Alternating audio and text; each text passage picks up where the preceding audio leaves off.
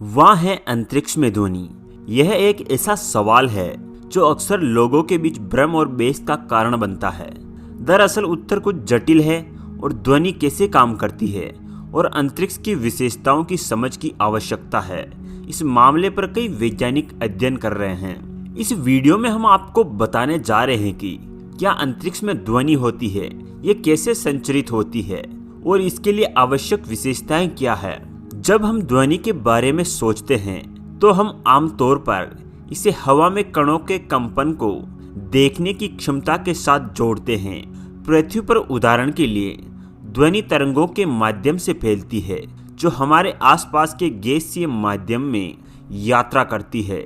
ये ध्वनि तरंगें हमारे कान के पर्दे को कंपित करती है जिससे हम अपने आसपास की दुनिया को सुन और महसूस कर सकते हैं। हालांकि अंतरिक्ष में स्थिति काफी अलग है। अंतरिक्ष बेहद ही कम घनत्व वाला लगभग पूर्ण निर्वात है। ध्वनि तरंगों के प्रसार के लिए अंतरिक्ष में पर्याप्त कण नहीं है जैसा कि वे पृथ्वी पर करते हैं। इसका मतलब ये है कि आमतौर पर अंतरिक्ष में कोई आवाज नहीं होती है जैसा कि हम यह जानते हैं, लेकिन इसका मतलब ये नहीं है कि अंतरिक्ष पूरी तरह से खामोश है। ध्वनि के अन्य रूप है जिनका पता अंतरिक्ष में लगाया जा सकता है। उदाहरण के लिए खगोलविद ब्रह्मांडीय वस्तुओं द्वारा उत्सर्जित विद्युत चुंबकीय तरंगों जैसे रेडियो तरंगों, एक्सरे और गामा किरणों को लेने के लिए परिष्कृत उपकरणों का उपयोग करते हैं। ये विद्युत चुंबकीय तरंगे उन्हें श्रव्य संकेतों में अनुवादित किया जा सकता है ताकि वैज्ञानिक ब्रह्मांड का बेहतर अध्ययन और समझ सके। साथ ही ऐसे समय होते हैं जब अंतरिक्ष यात्री अंतरिक्ष में कुछ आवाजें सुन सकते हैं। उदाहरण के लिए अंतरिक्ष यान के अंदर अंतरिक्ष यात्री वेंटिलेशन सिस्टम उपकरण संचालन और पृथ्वी के साथ संचार से शोर सुन सकते हैं। ये ध्वनियां अंतरिक्ष यान की संरचनाओं में कंपन के माध्यम से प्रेषित होती है और अंतरिक्ष यात्रियों के कानों द्वारा ग्रहण की जाती है। यह पूछे जाने पर कि क्या बाहरी अंतरिक्ष में ध्वनि है जिसे बाहरी ग्रहों के वायुमंडल के रूप में समझा जाता है और इंटरप्लेनेटरी, इंटरस्टेलर और इंटरगैलेक्टिक वातावरण में ये उत्तर दिया जा सकता है कि निर्वात में कोई ध्वनि सुनाई नहीं देती। अंतरिक्ष में प्रति घन मीटर कुछ या कोई कण नहीं होते हैं जिसके माध्यम से ध्वनि यात्राएं कर सकती है। चूंकि ध्वनि की कुशलता से यात्रा करने के लिए माध्यम की आवश्यकता होती है।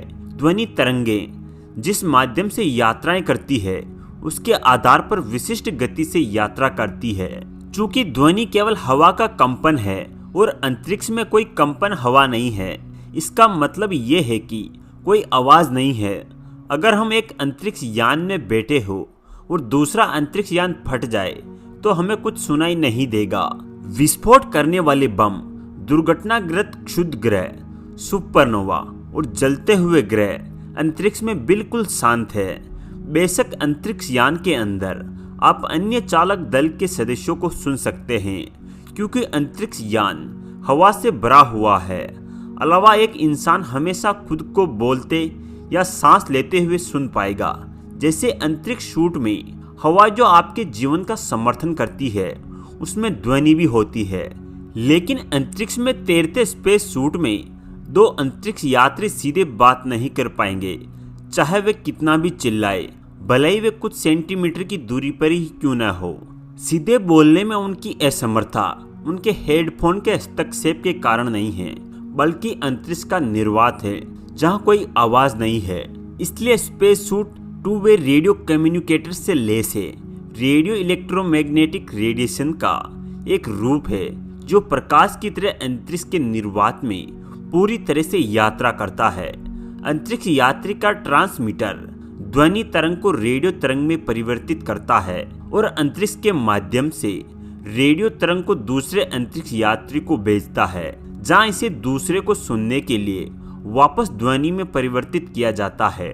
सभी वाणिज्यिक अंतरिक्ष फिल्मों में नाटकीय प्रभाव के लिए मूवी थिएटर जानबूझकर इस सिद्धांत को गलत तरीके से प्रस्तुत करते हैं।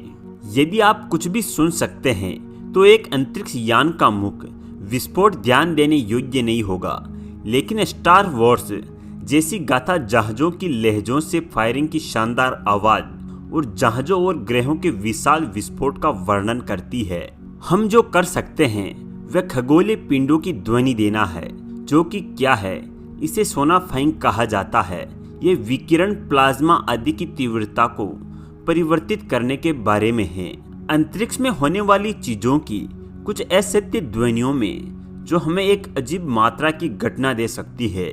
उदाहरण के लिए हबल स्पेस टेलीस्कोप द्वारा चित्रित गहरे आकाश वाली आकाश गंगाओं का एक समूह है, विशेष रूप से RXC के रूप में ज्ञात आकाश गंगा समूह का केंद्र ब्लैक होल द्वारा किए जा रहे शोर के वायरल वीडियो के लिए भी यही है।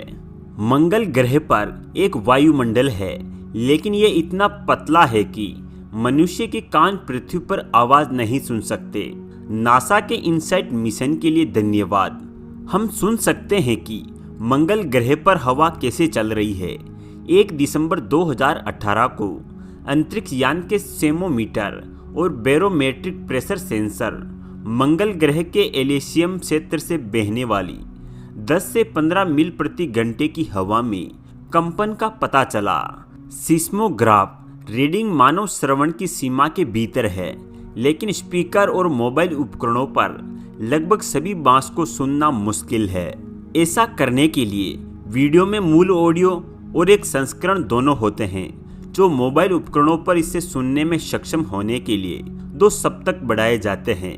उन्हें श्रेय बनाने के लिए बैरोमेट्रिक प्रेशर सेंसर रीडिंग को 100 गुना बढ़ा दिया गया है। परिणाम आश्चर्यजनक है।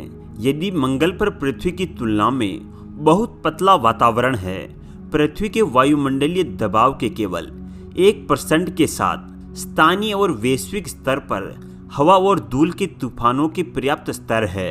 मुझे उम्मीद है कि आपको यह हमारी जानकारी अच्छी लगी हो। आज के लिए बस इतना ही।